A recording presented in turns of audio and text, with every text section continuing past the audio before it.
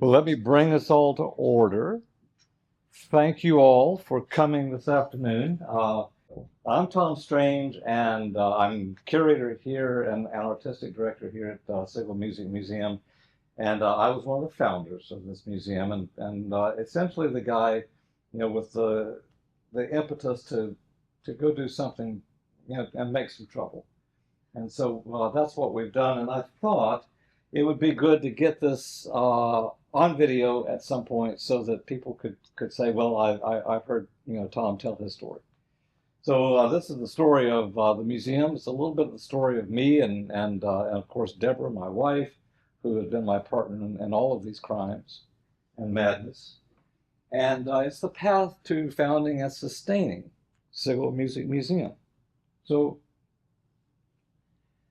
launching right into it, with Sigal now in its 8th year of service, we turned 7 last time, so now that puts us in our 8th year of service to Greenville. It might seem strange to think of it as an organization that had no chance of success.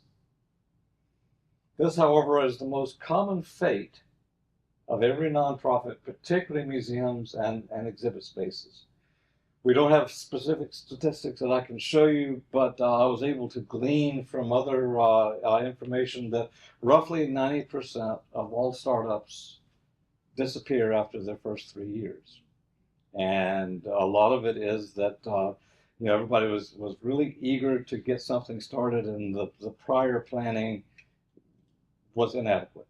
And that's also important. Given our niche interest, our small size, and our lack of an academic partner and relative inexperience, we were well placed to fail. Why we didn't and why we won't is the rest of the story. You guys remember the rest of the story on radio. So the success of Sigal can be summed up in a single video that we put together that I was rather proud of this. So I'm going to play it for you, and then we're going to talk about how much rubbish is actually in a video. So this is called Imagine.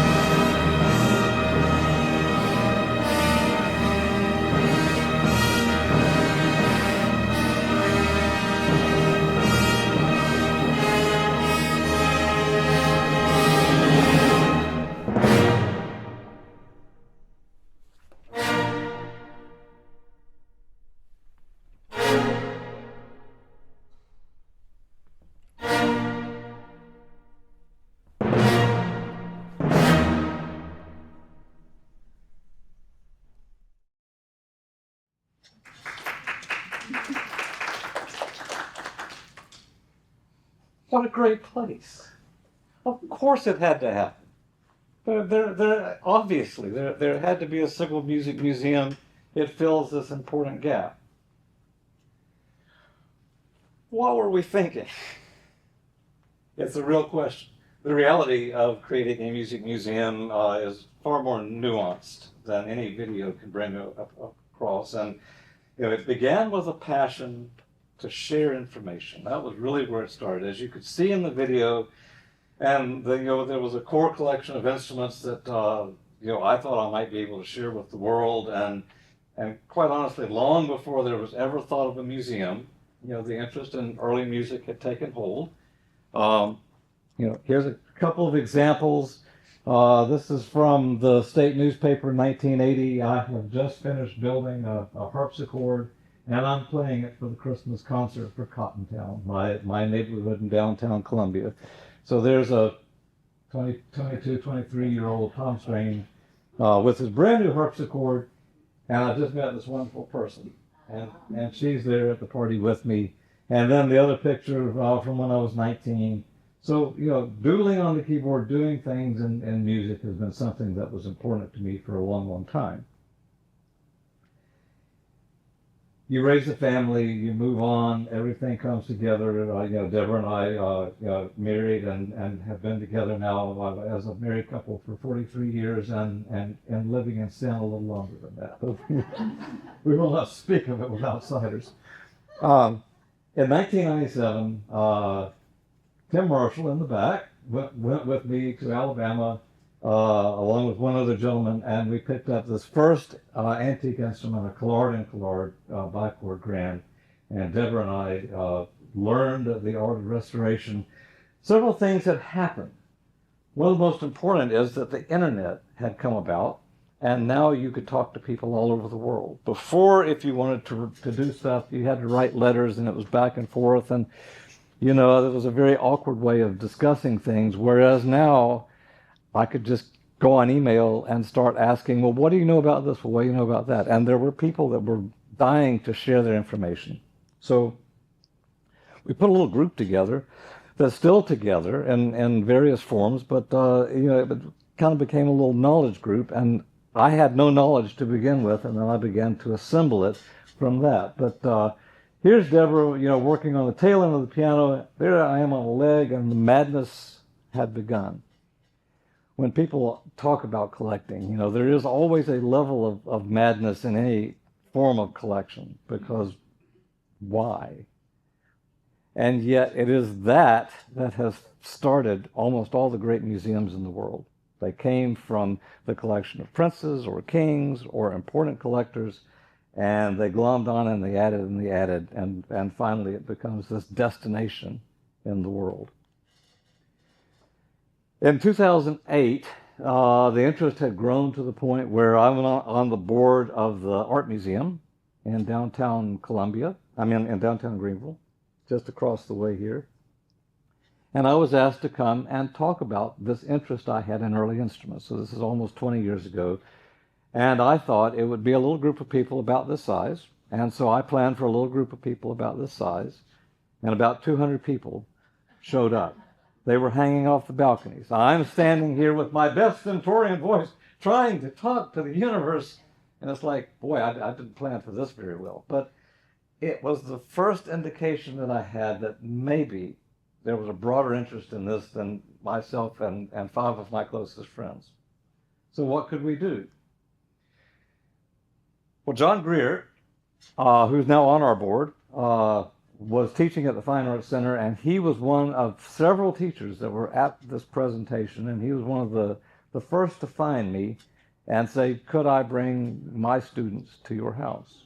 And so I said, absolutely. Here he is on that little blue harpsichord that we saw in the photographs, which, by the way, is down in the lobby, so if anybody wants to see the 45-year-old harpsichord, there it is. Here's a very young Maria Perini, who's now a concert pianist, moving around the country. But she's trying out the little virginal, and the students had a blast.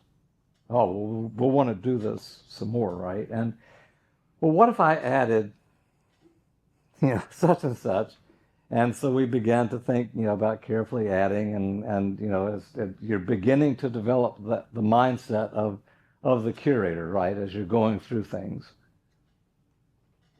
So in between 1997 and 2016, Tom Strange, that's me, had restored to playing condition over 15 pianos, both grand and square piano styles. Between 2009 and 2016, several hundred students and adult groups had come to our house down in the basement to tour the collection. And the collection had grown to over 30 keyboards. And it sort of became time to consider what was to become of such a collection. Could it find a home in Greenville? The Greenville News picked up on my story and came to the house, and there I am working on the 1790 with Broadwood for just to be in the photographs, and that went well. Like I got a little bit of interest from the newspapers along those lines, and then there was a house concert in 2014 where philanthropist in Greenville, Bill Pelham, was there, and he asked, "What's going to happen to all this when you're gone?" And I thought, well, that is a really, really good question. What will happen to that? Could it come to Greenville? It, easily would not be a big enough place for such a thing. But if we were in Greenville, would that be big enough? So I started looking at demographics and how many people are in the upstate. I don't know if you guys know it, but there's 1.45 million people living in the upstate of South Carolina.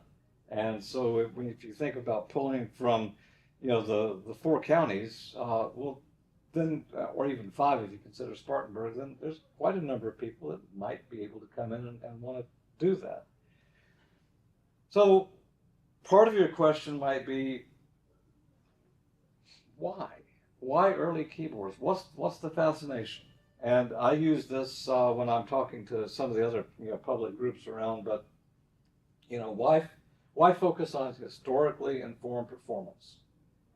And part of it is that we can see how our ancestors lived. There's portraits and large paintings and murals and all sorts of things. We can smell the aromas they smelled. We can touch the surfaces they touched. We can even taste the food that they ate. But we struggle to hear the sounds that they heard. And one of my partners in crime and all this, Alex Davis from Asheville, is here, and Alex and I and Chris Stack back there and David Sims, put together this plan of digitizing some of these instruments so that even beyond having the original instrument there in front of you, what if you could have the sound of that instrument available to you anywhere in the world? And so we've done the first 7 of our keyboards, and 6 of those are out with the public schools now here in Greenville. And we're now working on the second set of keyboards.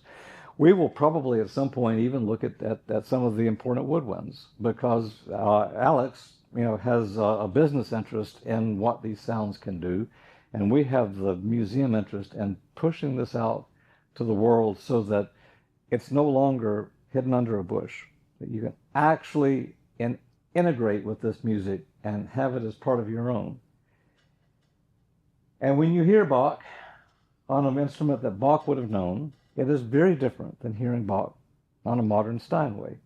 None of us here hate modern pianos. I have a wonderful Steinway D downstairs that I own, and I'm very proud of having that. And we heard some beautiful music earlier this week at the Fine Arts Center, played on a Steinway piano. I'm not a snob, but there are times when you want to hear it on a different instrument. The music calls for it, and when you do it, you learn something that you would not have learned through that original or through that more modern instrument.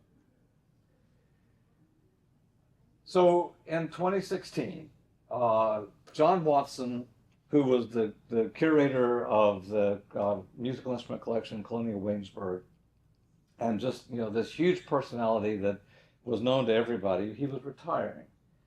And so I got all the museum professionals from around the country and a couple from overseas to come in to do a kind of a retirement colloquium with John Watson at Williamsburg.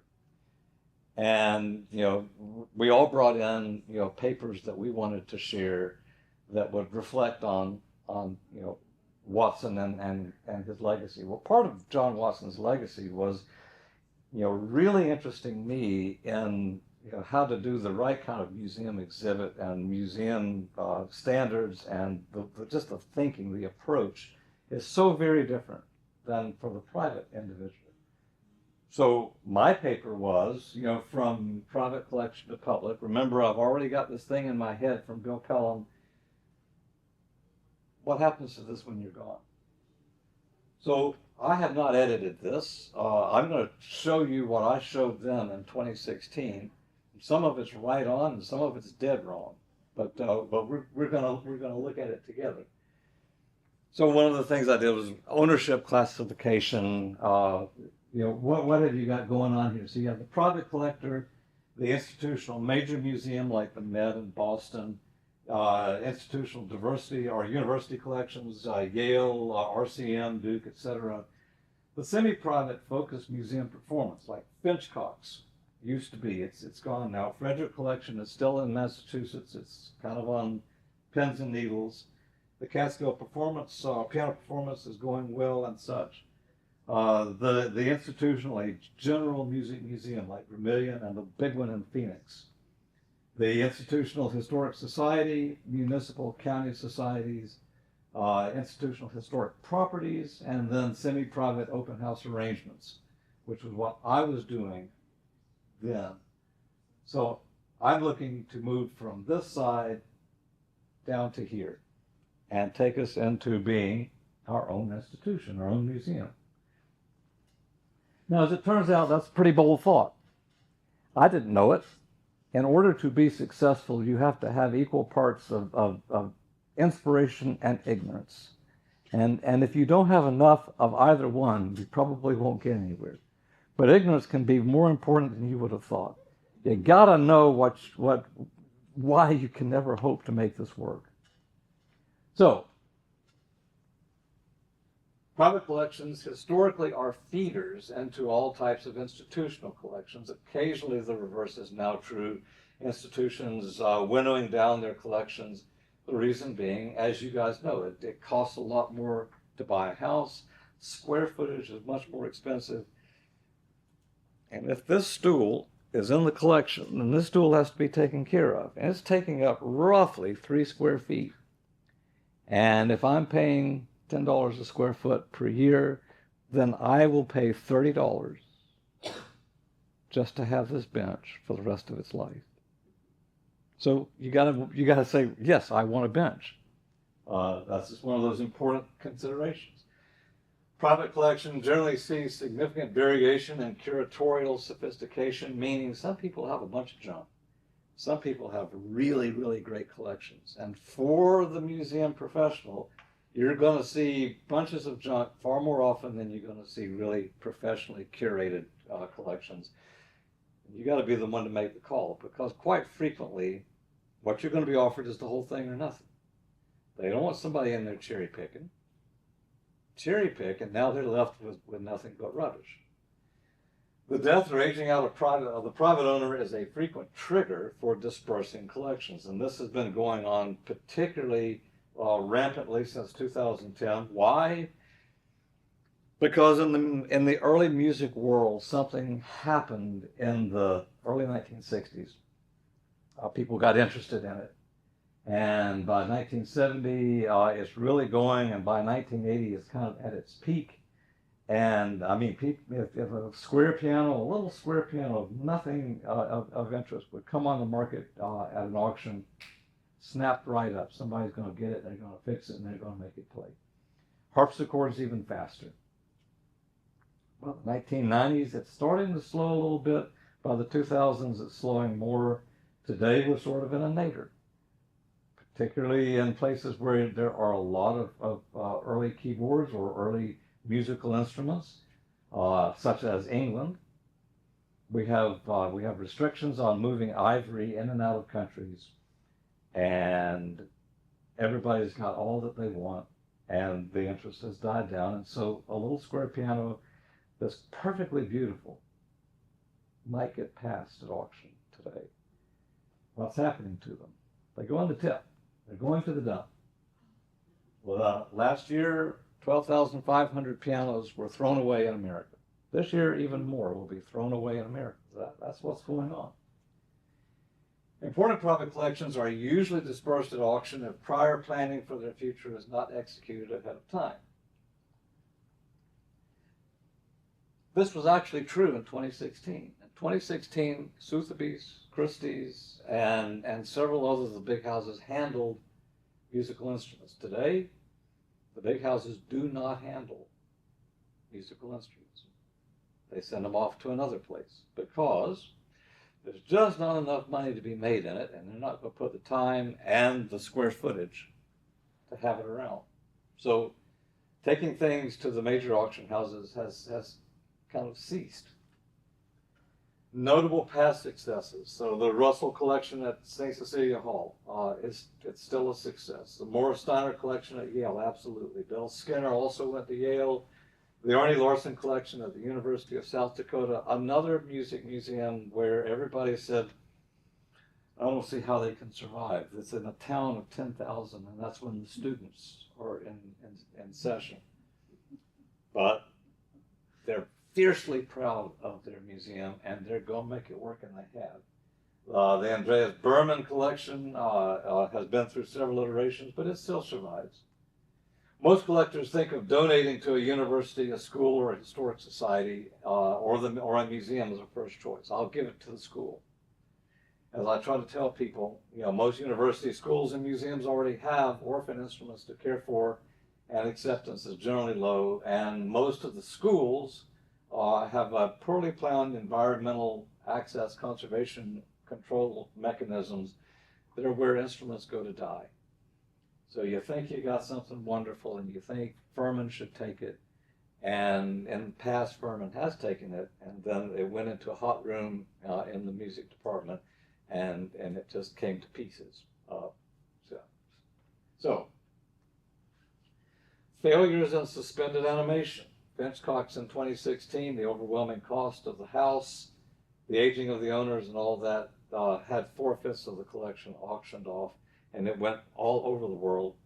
Some of it bought up to go to China, and then it hit the ivory problem, and it's in a warehouse somewhere in the UK waiting against hope that they can get it out.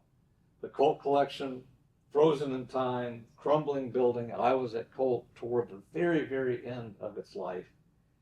Beautiful instruments, but it was like grandma's attic. And they have all been dispersed, and many of those are doing well. The Museum of the American Piano, Coleman Dietrich, had this in Manhattan. He didn't have a plan for after his life, and he didn't have a plan for raising money, so pretty much he died and everything went away. And then the list kind of goes on. So there have been a fair number of notable failures, all to be associated with this idea of failure to truly plan for the whole thing. So, here was Finch Cox. It was a gorgeous Georgian house. There's Deborah. That's me standing over here.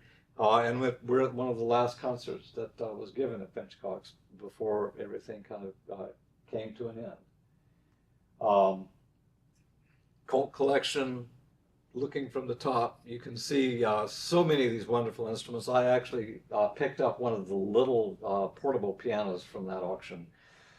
But I will tell you that particularly with Finch Cox, I couldn't even bid. It's like these are family members. You can't buy this sort of thing.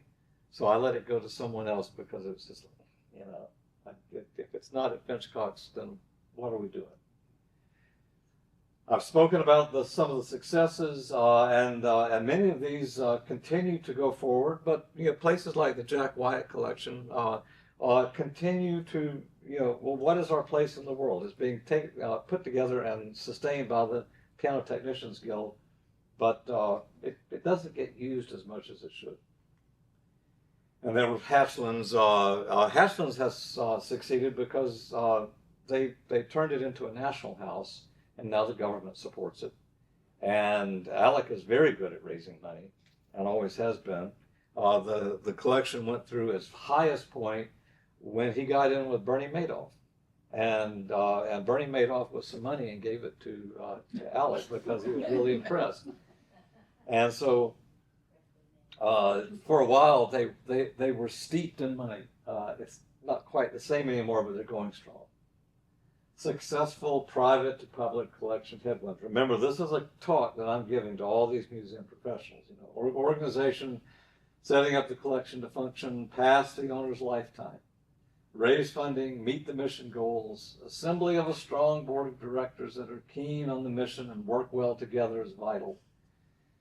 The mission must be suitably broad to keep the collection relevant into the future, yet stay concise, meaning that you have to be careful not to try to be everything to everybody. A written plan of operation, conservation, curatorial direction is critical.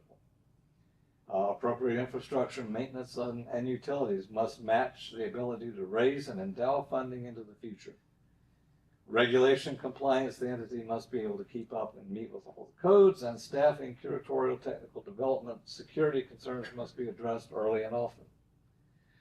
So most of this is absolutely true, and much of it would kind of make up our strategic plan as you think about it, because these are some of the very elements that we are keenest on right now. You need public engagement. The public wants and expects a more interactive experience with a museum now. Context, multisensory, narrative approach, food, we don't have any food, a place to sit and talk, and activities specifically for children are expected. There are things that we cannot easily do in this museum, and being a children's museum is certainly one of those things because of just the size. But, you know, just so everybody knows, here I am back in 2016 saying, but this would be important. So imagine that as we think about the future, we're still thinking about exactly these sort of things. Some educational focus is critical to fundraising and, you know, your takeaway materials, community presence and exposure, telling your story, a digital presence. So we are in the midst right now of revamping our website. It's not a bad website, but it's a little aged, it's a little clunky. It's going to get a lot better here in the next 3 months. Takeaway materials, you know, and then you know, have a local government advocacy. And one of our former board members, Steve Bickle, who was also a co-founder of this place, has been just absolutely splendid at being our government advocate, particularly with the county, for what we're doing. Grant writing and proposal expertise, absolutely, and we've actually gotten quite good with that. Organization needs a legal status to operate, which of course we did, a 501c3. You can do that as a private foundation or public charity. We, of course, went with a public charity. Organization needs to form a board and informed enough to carry out the mission, not too large to make decisions. And so we have a board that's just about right size, and roughly the 16 to 20 number, and that gives you a lot of input without you know, being ponderous and trying to get a quorum together. The private collector may need a strategy for continuing their personal interest within the legal entity. I'm just thinking about myself at this time. And then the organization similarly needs a strategy for operating with the collector. We've kind of gotten around that because what we do here at Sigal is that if we're going to bring something in and we need to pay the shipping, then I pay the shipping, but then it comes to the museum. And so, and then I donate effectively the cost of the shipping, you know, to the museum. So we chose, it says assume we choose. Well, that's what we did, the 501c3. What about the building? When we started this, I had some models in front of me, one of them being the Art Museum, which actually was chartered with a very different sort of organizational approach. At the Art Museum, it actually has a legislative mandate to exist, meaning that the county charges millage, and that goes to supporting our art museum. That was back when you could get a legislature to vote for something like that. Today, I think that would be pretty darn near impossible. With the Freedom Caucus and all, they would just explode over such a concept. But, back in the 1970s, it was still something that you could do. When they did that, they said, but we don't want taxpayers to think that they're buying art. So they put together another entity that buys the art for the art museum and holds the art.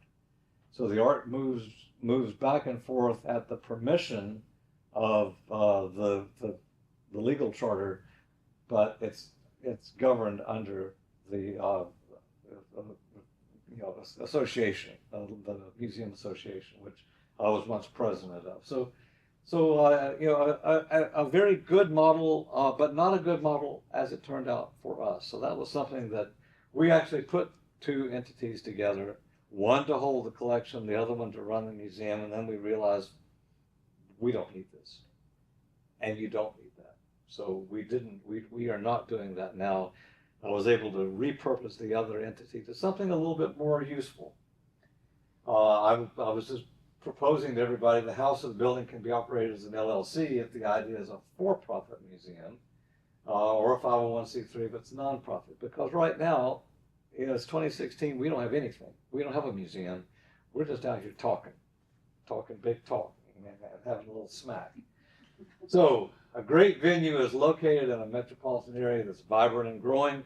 Check, Greenville. All right. Attractive public access with parking.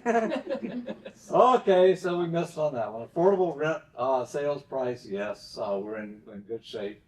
The overhead sized correctly for the mission, some expansion possible. Inside and outside activities possible. A reasonably sized performance venue. We have to make do for the performance venue, but we're making do pretty well. Dining and vending options, nope, don't have those. And the outside noise level is manageable. It is because of what happened here, but I'm going to go on. So then I talked about the team. What kind of team do you need? Naive enthusiasm up front, absolutely. Character of dogged persistence. Coachable, ready to pivot and learn. Connections to needed coaches. And I have made sure that I have an advisory panel made up of many of those people that I'm presenting this thing to keep knocking our ideas off of our strategic plans and such. What do you think? What would you do different? Sufficiently well heeled to stand the organization up for many years and a good business sense.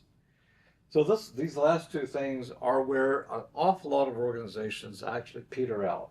They didn't have enough capital to keep them going, and nobody knew anything about business. So then I went into what I call a case study. Now, it was a little bit more of a case study because I was presenting this in October of 2016, 9 years ago, and we already had our eyes on a possible prize.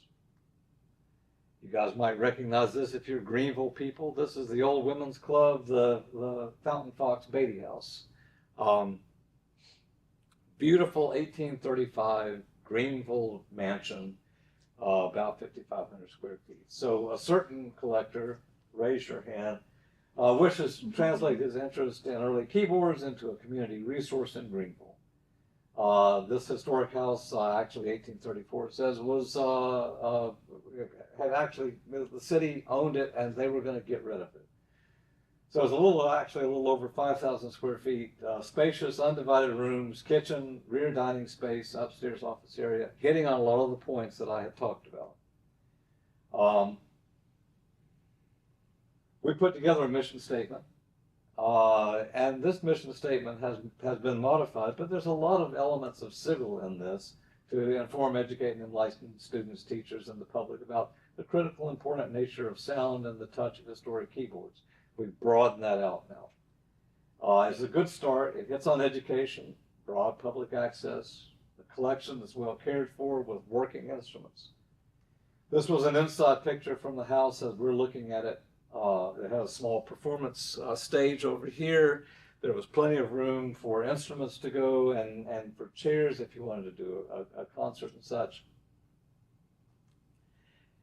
And so what was the city? Well, the city, it was owned by the city. There were many potential buyers. The successful bidder must have a plan that maximizes the historic impact at the right price, meaning if if you can show that you're going to maximize historic impact and you have the high bid, you're going to get it.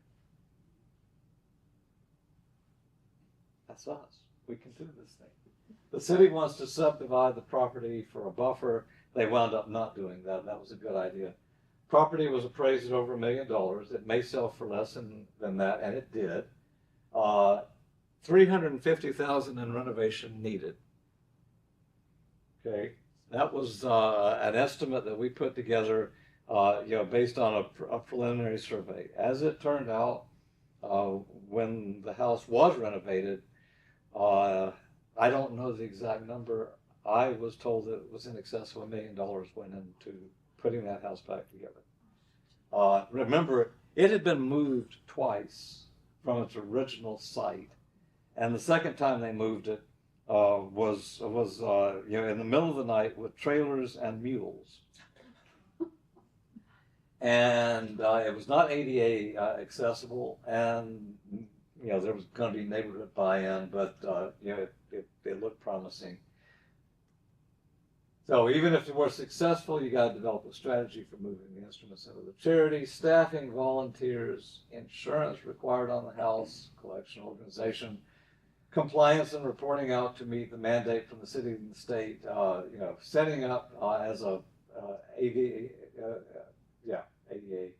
fundraising, grant writing, general development issues, and etc.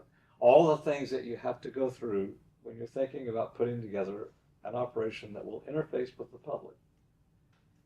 Notice that none of that has anything to do with enjoying early keyboards, the initial interest. It's another place where organizations fail.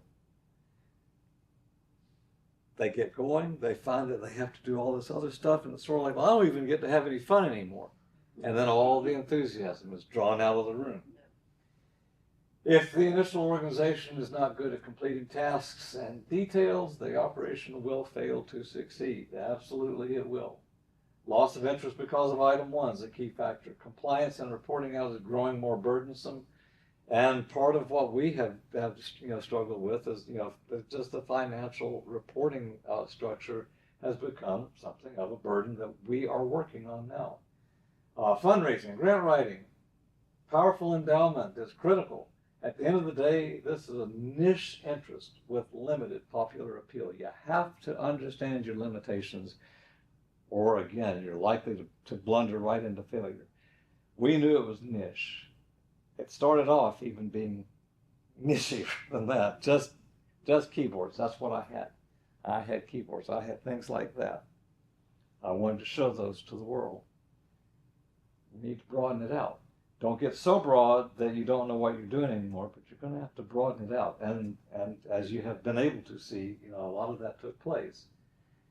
So I, went through the strengths of, the collection that we have and the people that I was involved with, the weaknesses, needing to learn the business of operating a museum. Yes, we had to go through that. Fundraising will invariably step on toes. So you've started up a nonprofit, and now you're going to see if you can find some people that will donate to you. Well, they've given money to me.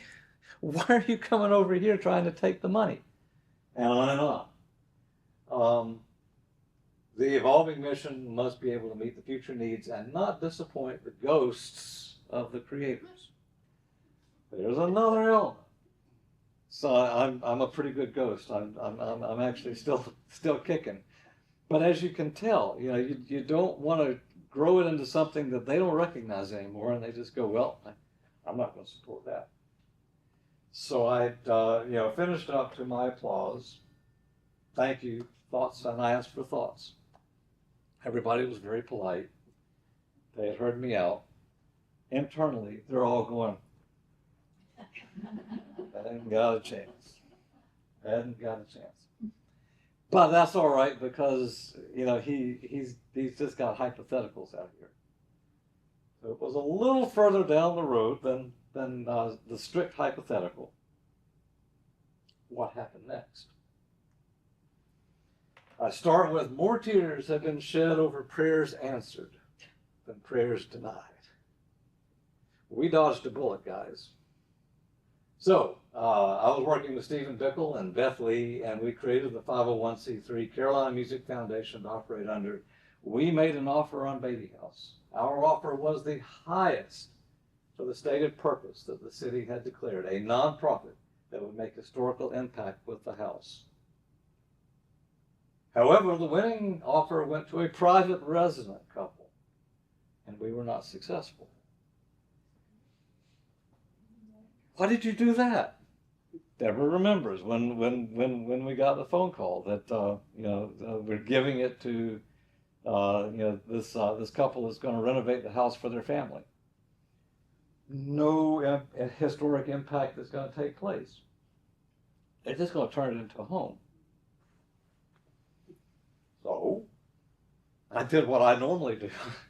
I called Knox White and Knox, give me the skinny. If you think having a music museum in Greenville is just a bad idea, go ahead and tell me now.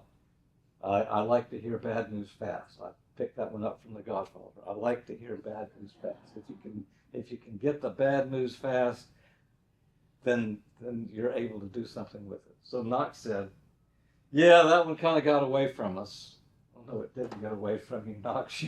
You sold it because the other guys were offering $150,000 more, and they were just going to sell it to the highest bidder. They didn't care about the purpose. So all that meetings with the neighborhoods and all that didn't have anything to do with anything. But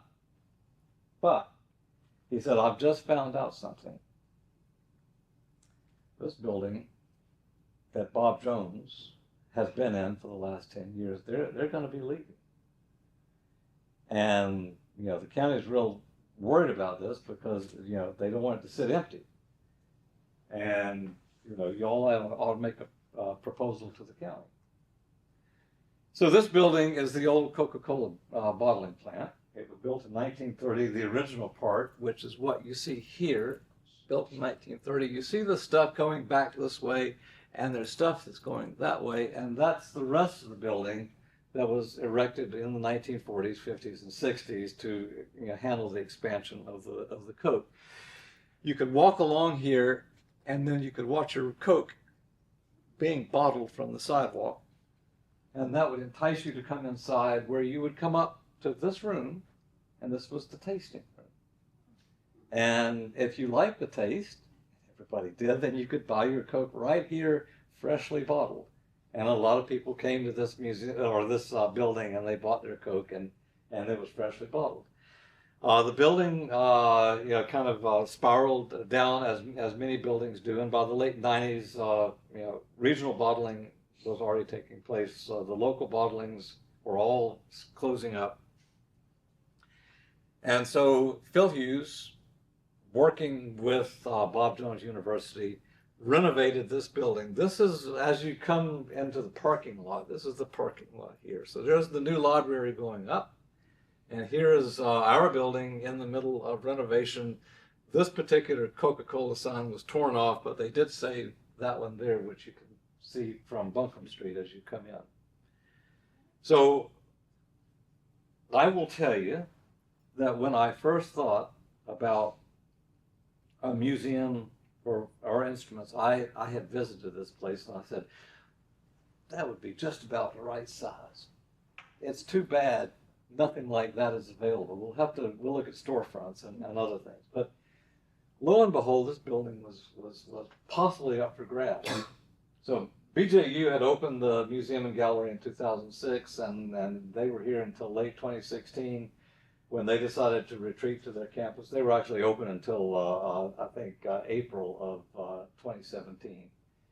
The county was going to search for a new tenant, and they were going to put out for proposals. If you walk around to the back, you'll see where this is. These bushes are now kind of like this. They're absolutely enormous, and they've been cut back many, many times. Deborah's here, and I want to just point her out. She's been a strong and steady force for the arts in Greenville since we arrived, working with the Guild and the Art Museum and etc. Together, we had hatched a plan to present to Greenville County Council. And then I brought my partners, Beth Lee and Stephen Bickle, in. They contributed to the proposal. It was a team effort to put all this together and make it happen. And so, and just to show it, here they are. And here we are, and actually in front of the very first piano to ever come into the museum without anything else in here. But, with the fellow arts leaders, we made this presentation in May of 2017, and we were successful. We were awarded the Buncombe Street building. This was going to be great. What's the rent?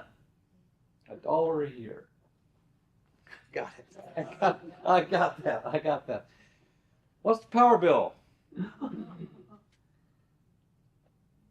I was shocked. I was stunned to find that the power bill is actually like $55,000 a year. That's what Bob Jones was paying. Now, I have done some work since then, and if you look at buildings in general and, climate controlled and all that, typically your cost is like 81 cents a square foot. So about 67 cents a square foot for electricity. The rest for gas comes out to 81 cents a square foot. For a building with tight control, maybe $1.25. These guys were over $5 a square foot. And the problem was that there is an HVAC system in the basement that looks like it was pulled out of NASA. And it's just entirely overbuilt. And it's something that we're still working with. I changed out all the lights to LEDs, and we did some things with the HVAC to broaden our range of humidity control and not try to do humidity or temperature control in every little piece of the building that we weren't using. And right now we've got it down to closer to 25,000 a year. What should it be? It should be about 8.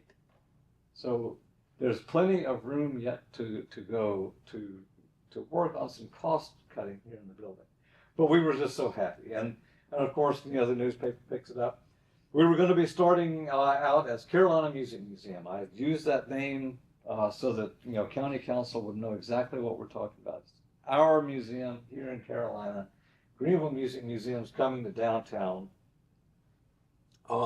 Here's a letter of recommendation from Bob Howard, and we had letters of recommendation and all that. It was going well. When Bob Jones pulled out, they left everything as they had last had it. They weren't happy about leaving, and they left in what I consider a bit of a huff. And there was a great deal of construction stuff that just had to come out for this space to work for us. So that's me. This is a guy that Steve knew that came in and helped us out with 2 other guys. We're going to need all the help we could. Deborah's on the wheelbarrow shoveling up stuff into the wheelbarrow and hauling it out to the dumpster. And we worked several Saturdays, and then I'm still working full time, but in the evenings I would come over here and start doing drywall and fixing all the walls. And we did. We did a good job. So we opened the Carolina Music Museum. Okay, this is a big thing. This is right before we're opening, and you can still see some drywall work going on in that little picture window thing. Almost immediately, we got picked up by Architectural Digest. Some people had been talking, and I don't, if you guys, go to the supermarket, you'll see Architectural Digest. It's kind of a high-end magazine, right? And so they're calling us and they're wanting details, and I'm on the phone. It's like, you guys realize that we're going to be kind of a small museum. Yeah, but you're one of the most interesting things that we've got on our list. So we flat made AD. The state gave us a citation, recognizing us for what we had done. That's Davy Hyatt and Neil Collins from Pickens coming into Greenville. Now, for those of you that don't understand, that's like somebody from Virginia going up into New York to give them an award. But they did that, and we were very appreciative of it. we were only a year old when I was asked by the American Musical Institute, or our Instrument Society, excuse me, would you host our annual meeting? Well, this is the most prestigious musical instrument society in the world right now. It rivals Galpin and actually exceeds it at this point in terms of membership. And so I was flabbergasted. I said, well, yes, but we're only been open for a year. They thought it would be a great idea for somebody to see a museum, just getting started. I don't know what they were expecting, but they had a blast. And when they did their 50th anniversary issue, there's all these years and years of meetings and meetings, and they get to the Greenville, and we got 5 pages of pictures. They had a blast here. So, I'm going, well, look at us. We might be something. Right before we hosted AMIS, Marlo Sigal passed away in Boston. He was 87, and he had died fairly suddenly. I had known Marlo in life. We had talked on the telephone and exchanged emails. He had some instruments that I had been doing some work on, particularly a Kirkman that I needed some additional details from him. So we knew each other to be speaking fellows. We weren't, just close, tight-knit friends. We often would find ourselves bidding against each other on the American auctions. He always won. It's all here now. Just pointing that out. So I began discussing the future of the Sigal collection with Darcy Cronin, who was the curator of musical instruments at the Museum of Fine Arts in Boston. He had taken the initiative to, I don't know what I said here, but put me in touch with the family is what I meant to say, not Al. Put me in touch with the family. Darcy had said, well, Marlo was still thinking about what he was going to do with his collection when he passed away. He was in my office only a few weeks earlier. Marlo could never quite figure it out. He wanted it all to go to Harvard. Harvard said, sure, $10 million to build a building, $2 million to endow a curator, and we'll take the instruments. Well, that didn't suit Marlo. I don't think he had $10 million to just give him. And he was an alumni of Harvard, and he was a fierce supporter of Harvard. But he tried for 30 years to get Harvard to take the collection, and for 30 years they pretty much told him the same story. Well, we don't have a place to put it, so we'll have to build a building, and we'll have to endow for the person that's going to run it, because that's the only way we'll take it. That way everything is safe and secure. So that hadn't happened. I'm now in touch with Andrew Sigal, and I really need all of you to understand one thing. I was not fishing for this collection. I thought at the time, well, if you've got a few American square pianos that you don't know what you're going to do with, we might be interested in talking about that. But otherwise, this thing's enormous. So as we're continuing to talk, Andrew, pops the question, would we take the collection? I thought about it for a week, and I came back on the phone and I said, nope, can't afford it, can't house it. It was the only business sense thing to say, because to say yes would have been madness at that point. Andrew suggested that the family might be able to make the move happen and help with storage. Okay. So Andy White and several other board members, we got together and they proposed, Tom, why don't we do this? What if they wanted a bigger piece of this museum than simply giving us the collection? What if we were to honor Marlowe's legacy and actually name it after him and have some real money, endowment money, come with it? So we went up to Boston, and Allie Cade was with me. She was the executive director at the time. We went up in May of 2019, so Marlowe has only been dead for a year, and we proposed several options, including rebranding the museum as Sigal Music Museum, and a solid fund to help sustain the effort. And to put it closely, the trip went well. So we became Sigal Music Museum. Now we had some money to operate with, and the collection was going to be coming in. I had no place to put it. As you can imagine, we're now talking over 80 keyboards. That's twice what I already had. But 500, woodwinds, and 300, ethnological, musical instruments from all over the world. It's an enormous thing. And so, what to do? Well, we completed the agreement, 16 trucks and with the 26-foot capacity. So this was the biggest truck that could get into the neighborhood to be able to pick things up. It was a nice neighborhood in Milton, Massachusetts, with hills and tight little roads and just big, beautiful houses. And that's where they had to go to pick up the collection. We needed a place here, and so Steve Bickle, who has been, as I've said, very influential in helping us out, had some office space that he was leasing out, and it hadn't been leased for about a year, and he gave us that for a very attractive rate.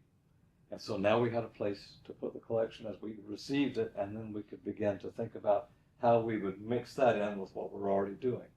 And where could some of my things go if they weren't here? And so that's what we wound up doing. We opted not to have more than $500,000 on any one truck worth of instruments. As it turned out, the move was as smooth as a move can possibly go. The instruments were well handled, well packaged, tightly constrained. We didn't crate everything because that would have been wildly expensive and produced so much, dander and stuff. But we did a blanket wrap for the big stuff. For the bassoons, for instance, how do you move a bassoon? An antique bassoon. A bassoon's about that tall. It's only about that big. It's fairly fragile. How do you move something like that? What do you put it in? Normal boxes aren't that size. Well, these guys had the brilliant idea of going over to the hardware place and buying these concrete form tubes, which are tremendously strong. I mean, you can roll a truck over these things and they won't squash. They're also fairly cheap. You can cut them to length. They come as 12-foot lengths. You can cut them to the length that you need, and then put some paper and tape on one end and put the bassoon in there, pack it, put paper and tape on the top, and it comes to Greenville completely intact. Beautiful idea. I was very impressed with the guys in Piece by Piece, and this was the first time they'd ever done anything this big and this important. So they were really eager to make a great run of it as well. The word got out very fast that we were taking Sigal. This was not received as well in some quarters. There were some institutions that thought they should have gotten Sigal, or at least they should have gotten the chance to cherry pick.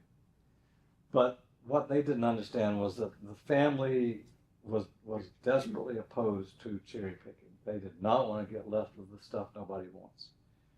And they didn't want to see museums coming in and taking this and taking that, and leaving, and that's the last. So the family had some objectives of their own. A family up in Asheville, the family of Frank Edwin had seen what was going on, and they offered us Frank's musical instrument collection. He'd been gone for quite a long time, but they were going to have to do something with the house. Now, as I told you, we get offered things all the time. But Frank Edwin had actually done a very intelligent job of curating the instruments that he was going to have and show and do something with, including some instruments that only one of those is known in the world. and they're important instruments. And so I looked at this. Deborah had gotten the pictures. I'm on the airplane going somewhere, I can't remember. I think it was going back to California. And I'm looking through those pictures, and it's like, oh my dear Lord, that can't be true. Okay, I've misunderstood something. Well, we got up to Asheville, and it was all, in fact, true. So we took that collection. It was solid, and we said yes. So 2019 is ending with Sigal rebranding, the collection size enlarged by a factor of 30, more than enough variation in musical instruments to make the museum a total success. Everything was lining up for total success in the future, and then everything started to come off the rails. As you remember, my little friend COVID.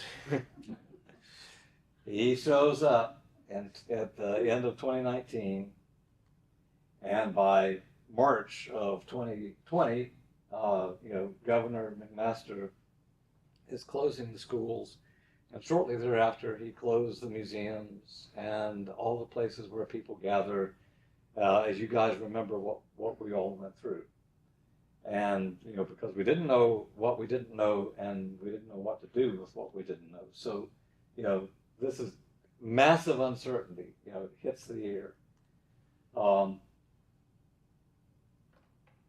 My company, Abbott Labs, which is a very, very large medical device company and pharmaceuticals and all that, they had estimated that this COVID problem would probably, be over by the end of April, but certainly no later than June of 2020. It'd be over. So all we have to do is figure out what we're going to do until, from March until June. They were just so wrong. Like most estimates, it was wrong by over a year and a half. So what could we do?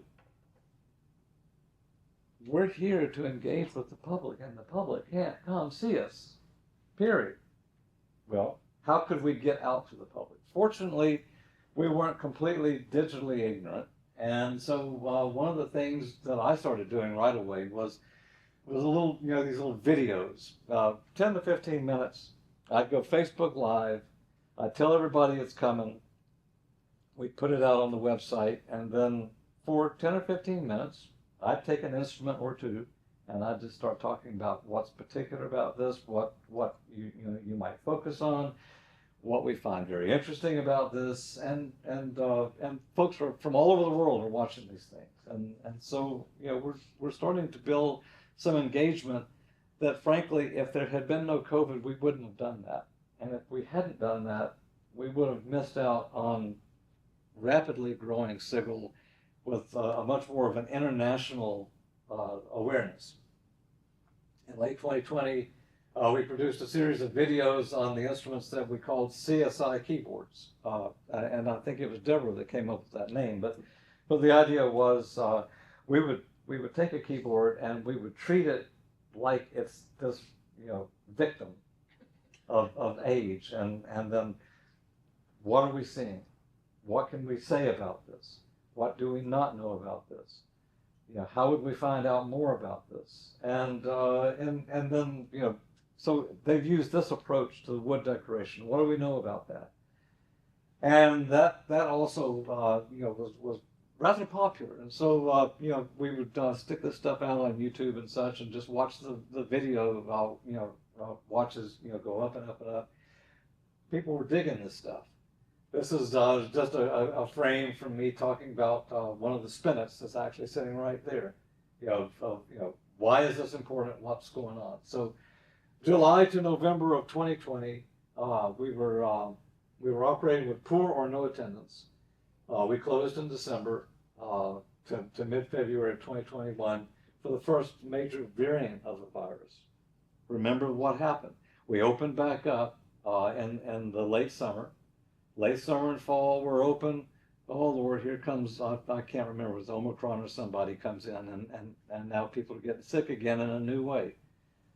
And just as you normally expect, the virus mutated and more things came in. So 2021 was a very weak year. We did file, like everybody did, for the payroll protection plan. And that was hugely helpful in making sure that we didn't have to lay off or furlough people. And we didn't. We managed to get through all of that without laying off and furloughing people. But the times were very stressful, and stressful times lead to stressed out people. And one of the things that came out of it by the end of 2021, our marketing development person had decided that the grass looks greener at a bigger institution. I'm going to go somewhere else. And then her assistant, who had actually come specifically to work with her, went off to another place as well, because being small and being strapped like this is a very difficult position. So now what have we got? We've got Tom and Deborah running the museum again, sitting at the front desk and opening things for people. That can't go on. We're starting to get a little long in the tooth with this. So what to do? Well, I had been working with David Sims on his master's thesis, and I was impressed with this guy. And so, David, would you be interested in coming and being ED here? David said he would. And he did that. We were also very fortunate to pick up our very first set of interns. Among those was Madeline Wiggs, who was at Furman Junior, and she just took to what we were doing. She really enjoyed the mission here. So now I started to have some real critical mass going again. Things were actually starting to happen. We continued to find ways to reach people at home through concerts, recorded performances, virtual lectures. Survival was the target for many museums. Most made it through, some did not. And those that did were changed forever. And we were one of those that was changed forever. So what came out of this challenge was a museum that's far more poised and ready to really hit that digitization thing and find ways to talk to the world. During the 2020 to 2022, the museums were tasked with 3 duties of care. This was for all museums: to survive the pandemic and emerge positioned to resume their roles and service to the communities, to support their communities during COVID-19 and mitigate the damage to the most vulnerable, and to care for their own, their staff, for the people who make the museum itself possible. And Sigal was able to accomplish all 3 of those, and largely due to a board that stayed very, very involved in what was going on and cared that we would succeed at the end of this, and some volunteers and just people like Tim back here, who was just always there to help out if something was going on. So, Sigal returned to rotating exhibits in 2022. In 2023, I introduced our Distinguished Lecture Series, of which you are part of right now. We returned to a full concert season, added a summer session in 2025, this last summer. We have returned to making and posting videos featuring important musical instruments, and attendance barely broke 2,000 in 2021, and it's set to break 10,000 here in 2025. So that's pretty cool. The patron interest is returning in droves, I should have written. We are on track to achieve each of our strategic plan goals, and take nothing for granted. Every day requires looking at something in a new way, turning it like this and saying, well, what if we did that? This is Andrew and Erica Sigal. And guys, and I will say it directly to the camera, the success of this museum is in a large part due to the Sigal family. The Sigal family was very supportive of us financially and in their enthusiasm.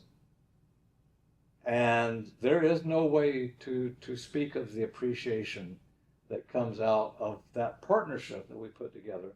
So Andrew Sigal is on the board.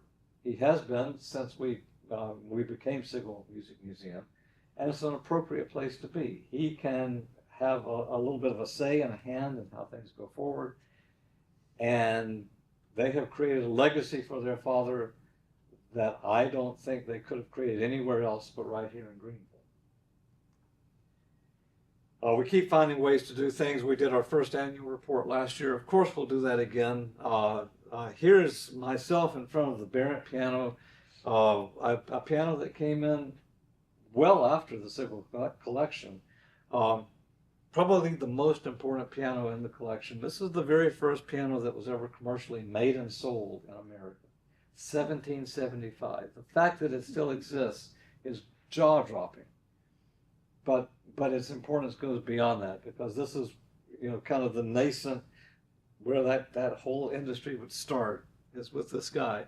And then, from Frank Edwin's collection, that little dragon is just so much fun, and he's part of our Distinguished Lecture Series.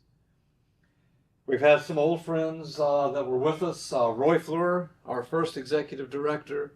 Tim Marshall, who has helped me move every piano that was movable by normal people, not my gorillas. Here's Robin and Stephanie, who are just very tied to us in terms of being our sort of artist in residence and go-to people for the early music performance, historical keyboard performance. And then you might recognize Marcus King over here. Here's Marcus before he was Marcus. This was when he was still just a teenager working at the Fine Arts Center and playing for the Christmas show that the Fine Arts Center came in and did here at the museum.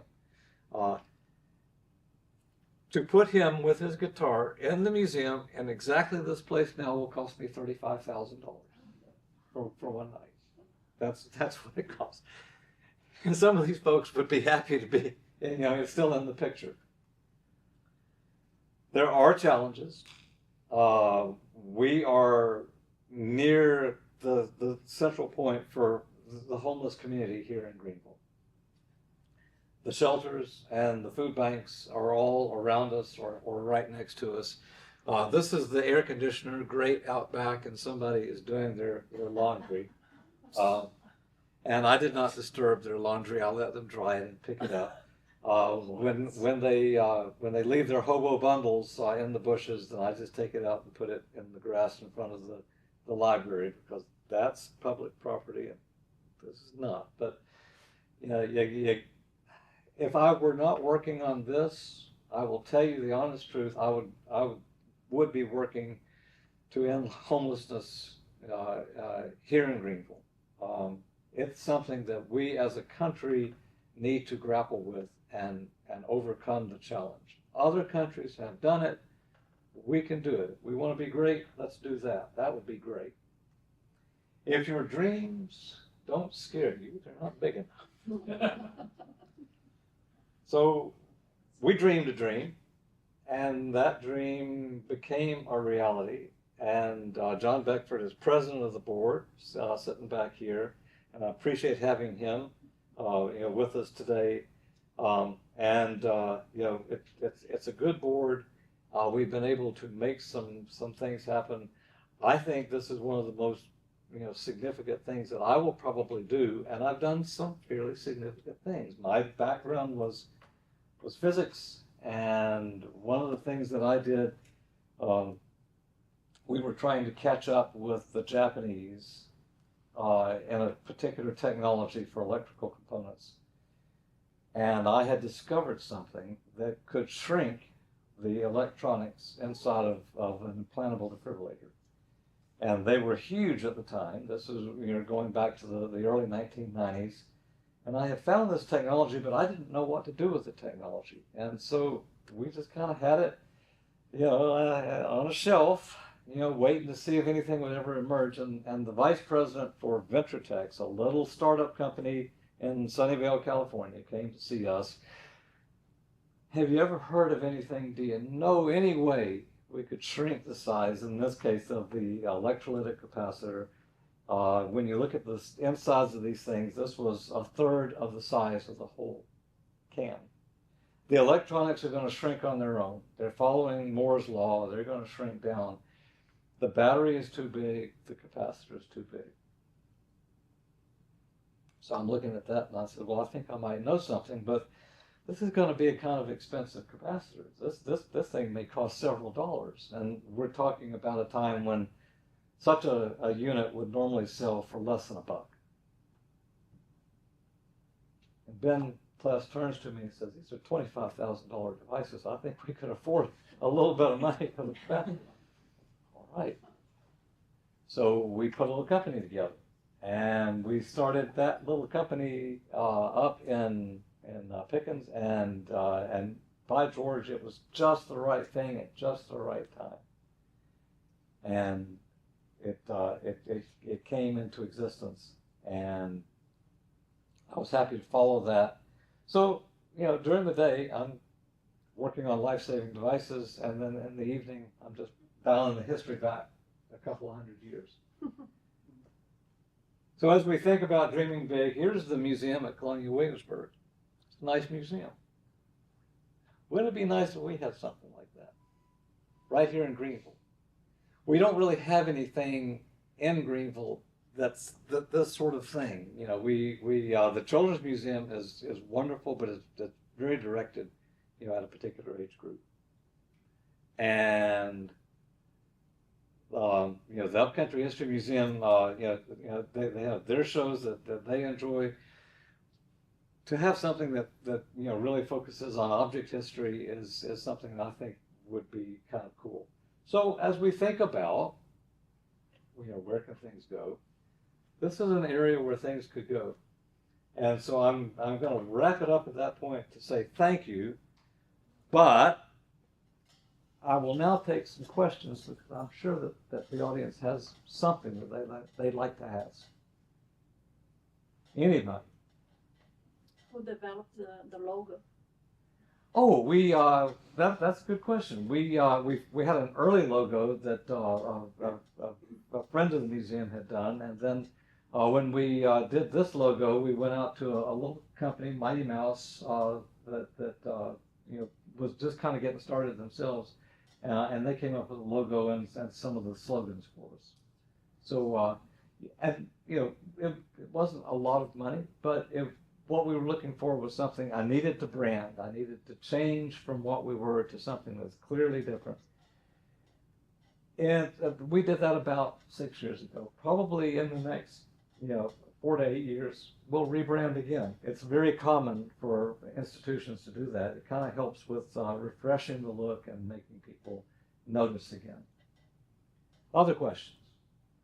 What's the square footage of this building?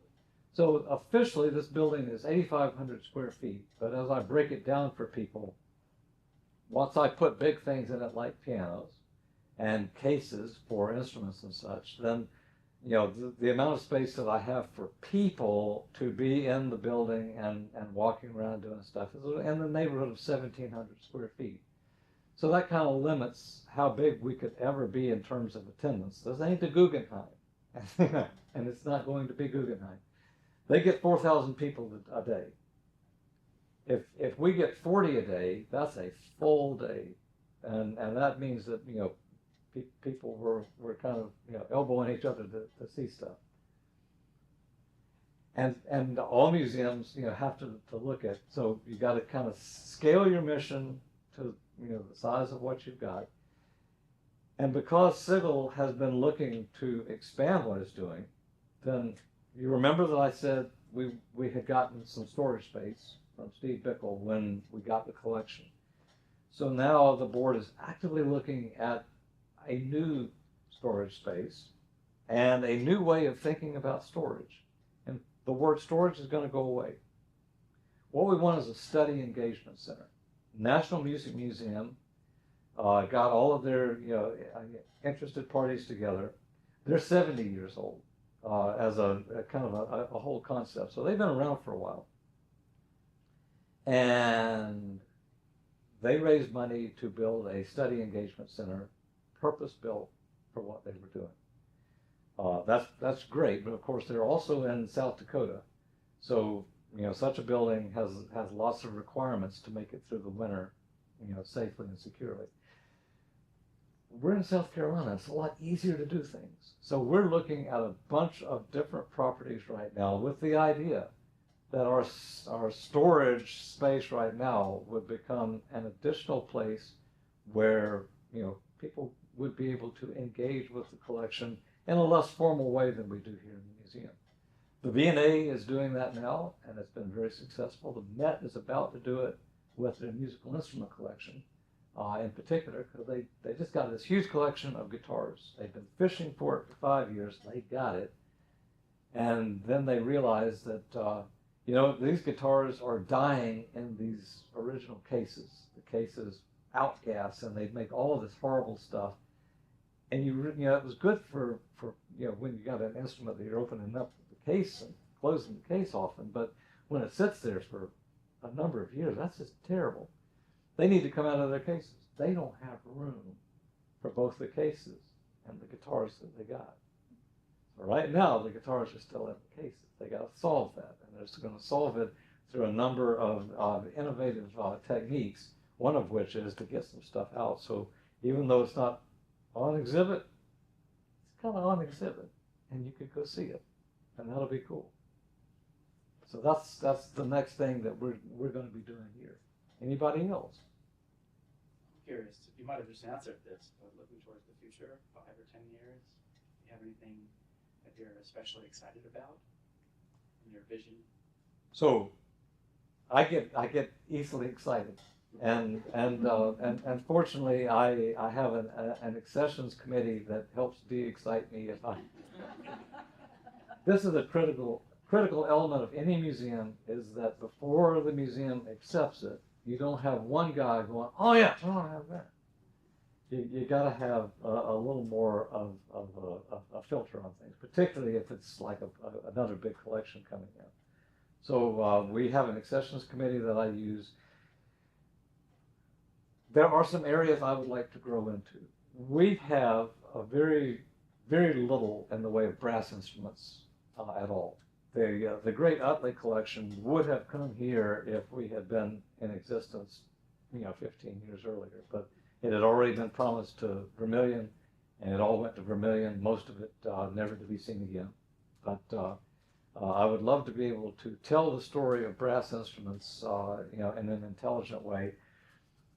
People often ask about strings, and I tell them the same thing. So take any instrument that I have in the collection now, add 2 or 3 zeros to it, and that's the cost of a stringed instrument. The great stuff, like Stradivarius, 2 violins, a viola, and a cello, you're talking $100 million worth of stuff, and it's so valuable, and it appreciates so regularly that consortiums come together and they buy this stuff, and they let Joshua Bell play it, but Joshua Bell doesn't own it. The consortium owns it, and they loan it out. So strings are something that we probably are too late to the party to ever have. The only comfort there is that, gosh, they all look alike. I don't know if you've ever noticed it, but all the violins look very, very, very similar. So I'm not going to, weep big tears. What I want to do next, Alex, is take care of that study engagement center and continue the road that we're on of digitizing those instruments and getting them out. Think about it as you're going to be a conservator. So you're going to take pictures of things, you're going to make measurements, you're going to publish it in the right kind of journals or whatever. You've described the instrument, but you can't experience the instrument. And for a lot of instruments, even if you were in front of the original, you can't experience the instrument because, well, Tom hasn't tuned it or nobody has tuned it, and we don't know what to do. So it's mute again. But for a musical instrument to fulfill its destiny, it has to be able to work. It has to be able to sing. And if it can't do that, then now it's reduced to something less than what it started off as. With a chair, we've all sat in chairs. I'm happy to look at a Queen Anne's chair on display and say, yes, I know what that would feel like. I don't need the experience of sitting on the chair. But when I come to this spinet versus that spinet, I would love to know the difference between those two. And there is a very large and powerful acoustic difference. Because of what we're doing with Alex, we can now digitize that stuff and take it down to the point where, I'm just making sure I'm almost there, take it down to the point where people can truly experience that audio for themselves. And I think that that's wondrous without actually having the antique in front. One last question. Anybody? So I'm hoping that you have a apprentice or somebody that's learning what you know, all your knowledge. That would be the third thing that I need to work on. And so I have some candidates in mind that can take pieces of it. I don't know if it'll ever be one person that's like me that wants to do it all.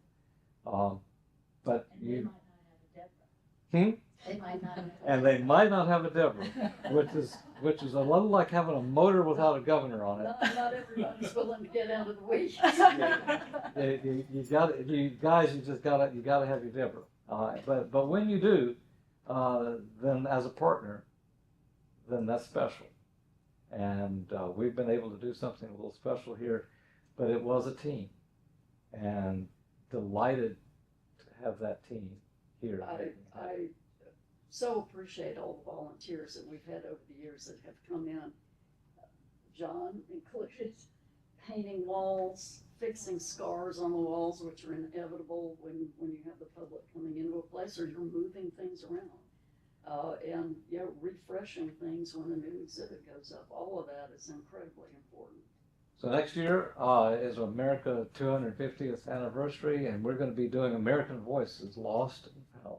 So we're going to be showing a number of those lost voices that have been rediscovered. We're going to be working out with the community, the larger community. So remember that it's Sigal Music Museum. It's not Sigal Old Piano Museum or Sigal Old Flute Museum. It's Sigal Music Museum. And the word old isn't in it. Okay. So even though I want to have a real captured essence of our historical past, we do some of the more modern stuff too, and we do it well. Particularly what I want Sigal to do is be able to present the kind of music that you're probably not going to hear that somewhere else in Greenville, but you can hear it here. Or help promote music that is just so good that even if you could have heard it, you had to go to New York to do it. So with Andy Armstrong and friends, we found somebody that I thought, this is absolutely world-class music. Every time he does something, we're going to have a piece of that. We're going to be involved in Porch Fest again, something that's just, community engagement. I would love to hear from all of you, and you can send it to John or to me, or just leave an idea at the desk or whatever. What else would you like to see Sigal do? What would make Sigal more relevant to you? We're going to take those things seriously, and we're going to see what we can do with it, because I hope to have another 10 or 15 years left in me. I don't know. I'm 69, and I'm starting to hit that actuarial table thing. But I don't smoke, drink not more than 3 times a week, whore not more than once. So I'm doing pretty good. Thank you all.